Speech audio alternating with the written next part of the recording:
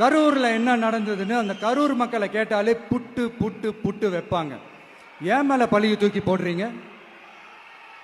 என்னமோ நாங்க அரசியலே பண்ண மாட்டோம், இந்த விஷயத்துலலாம் நாங்கள் அரசியலே பண்ண மாட்டோம் வீடியோ போட்டுவிட்டு போய் சட்டசபையில் உட்காந்துக்கிட்டு ஏன் மேலே பழி தூக்கி போடுறீங்க? லேட்டாக வந்துட்டாருன்னு போலீஸ் கொடுத்த டைம்ல நாங்க இருந்தேன்.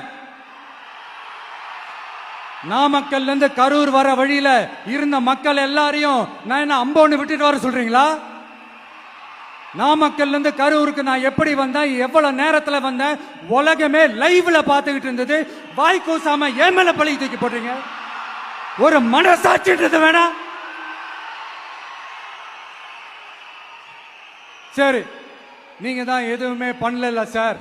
அப்புறம் ஏன் சார் 20 வருஷமா கரூர்ல மட்டுமே, கரூர் பகுதியில் மட்டுமே போட்டி போட்ட உங்களுடைய ஒரு அடிமைய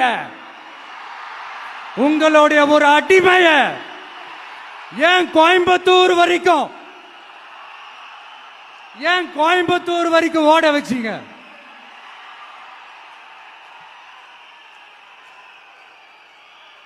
அதனால மக்களே,